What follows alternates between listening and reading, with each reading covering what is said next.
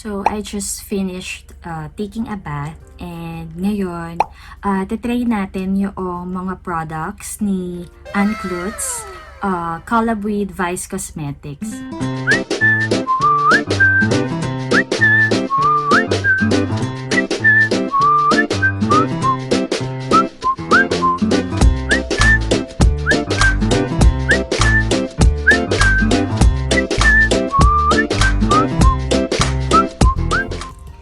Ang mga binili ko lang na products are those na alam kong magagamit ko. Kasi nga ngayon, 'di ba, hindi naman everyday naka-makeup kasi nasa bahay ka lang, and if ever naman lalabas, nakatakip naman ng mask yung lower part of the face. So, ang kinuha ko lang is yung face palette, isang shade ng lipstick, and yung dalawang eyeliners. So, I don't have anything on my face. Samahan niyo akong mag-ayos. Bago ang lahat, dahil kakaligo ko nga lang, nag-a-apply ako nitong Luxe Organix na 10-in-1 hair elixir. On a separate vlog, siguro, isa-share ko sa inyo yung mga favorite products ko from Luxe Organix. So, 3 spray. Tapos, nilalagay ko lang siya sa damp hair. Yan. Para pag natuyo, sobrang lambot niya. And nababawasan yung mga flyaways. Next, I put on this flower lip oil from Squad Cosmetics. Parang, imbes na lip balm, ito yung nilalagay ko. Actually, nililive na siya ng parang light pink color sa lips. Tapos, namo-moisturize na niya yung lips mo. Magkikilay lang ako and maglalagay ako ng BB cream and then tignan na natin, try na natin yung products. So, yan, nakapaglagay na ako ng eyebrows tsaka ng BB cream. Una nating itry yung face palette. So, yung face palette, meron siyang bronzer, merong blush, tsaka merong highlighter. Ang una kong napansin doon sa bronzer, gusto ko yung color niya. Ito kasing contour shade na to yung mga gusto kong ina-apply kasi parang ang natural tignan. Tapos ang ganda pa ng name niya, si like, comment, and subscribe.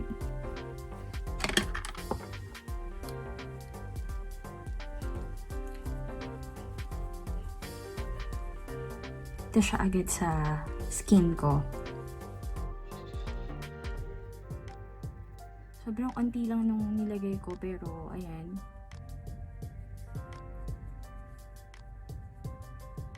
So blendable siya. And may onting fall off pero okay pa din. Ayan o, look.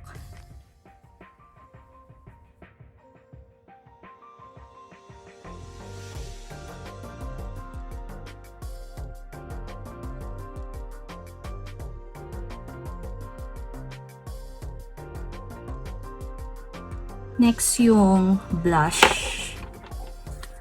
Ito. Light siya tignan sa pan, pero tignan natin.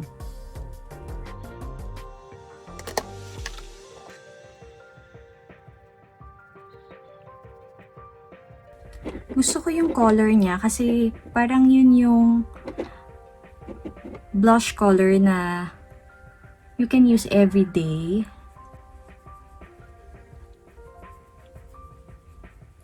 At saka nagbe-blend sila nung contour na color.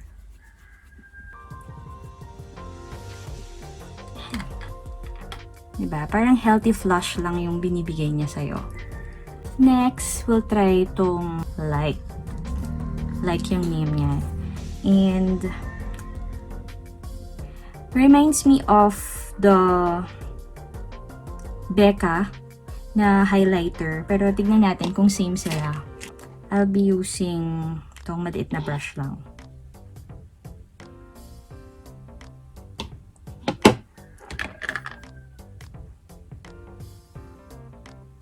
Nakita nyo ba?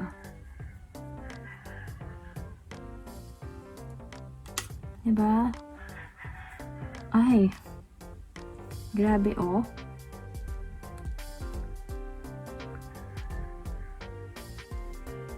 Highlight kong highlight. Oh, let's compare this side with this side. Oh, diba? Ganda. Itong kabila. Oh, pak.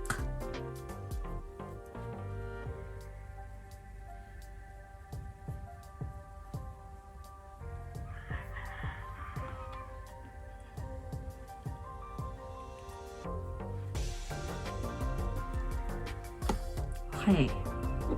Sa nose. Tsaka dito sa... Uy. Ganda niya. Maglagay din tayo ng kaunti dito sa... Oh, diba? Ganda.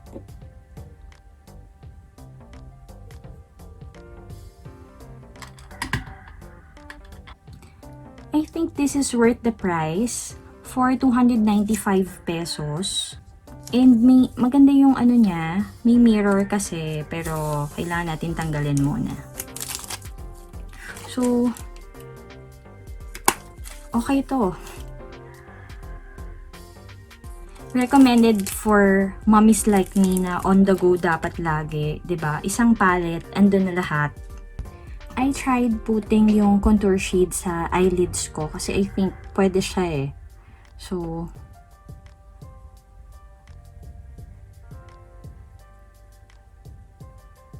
kasi diba, when you're a mom, mas ang dami mong ginagawa. Heaven sent yung mga on-the-go products na yun na lang siya lahat. All in one. Pwedeng blush, pwedeng eyeshadow.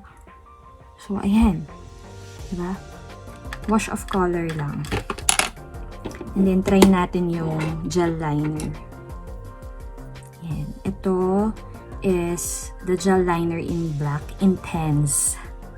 Napansin ko lang dito, dapat dahan-dahan mo siyang bubuksan kasi pag bigla mo siyang binuksan na ganyan, may tendency na maputol yung dulo ng eyeliner. So, tignan natin.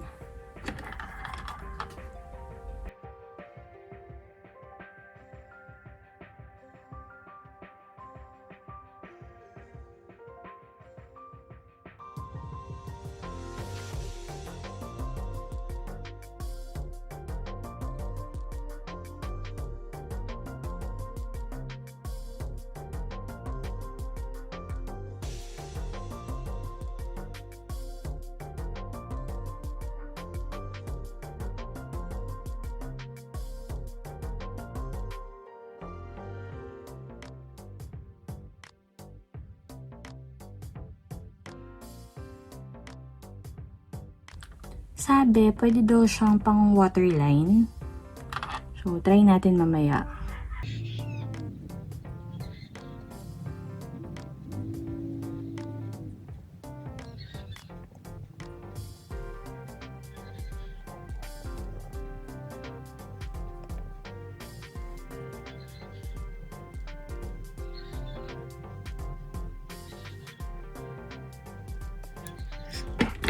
Try natin siya sa waterline na.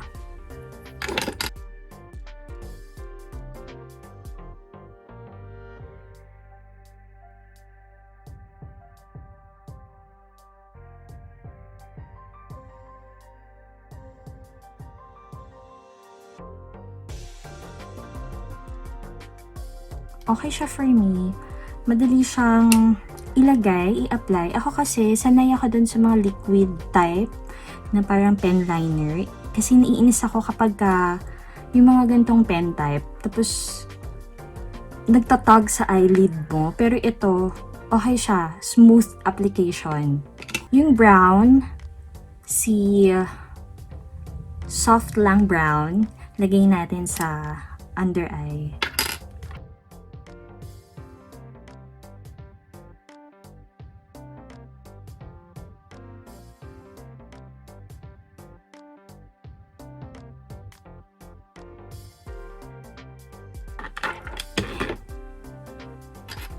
siya. Medyo ismudge lang natin ng kaunti.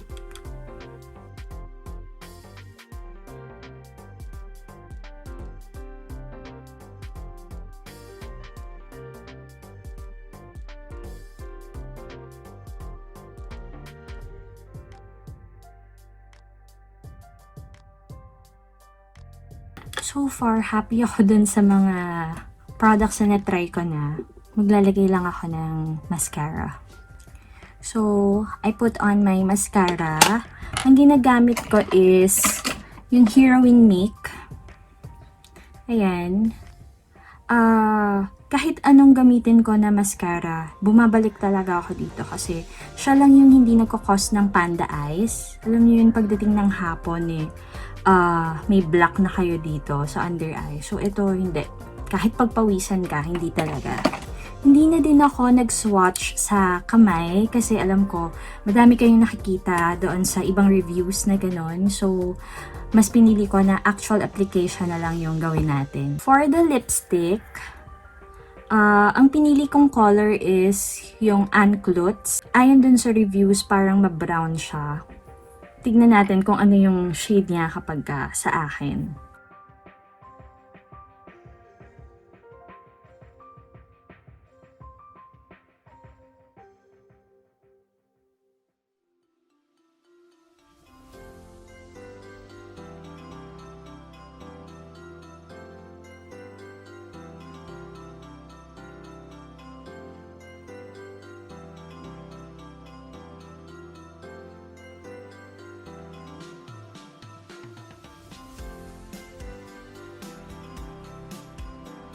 So, ito yung mga shade na gusto ko na sinusuot kasi nakaka-flatter. Kahit na medyo dark siya, natural pa din siya tignan. So, that's it. Overall, nagustuhan ko lahat ng products and sobrang affordable pa niya and maganda yung quality and knowing AnneClutz, sobrang meticulous siya sa products din. Actually, first time ko matry si Vice Cosmetics. And, well, highly recommended. That's it for today. Thank you for watching. Till our next video.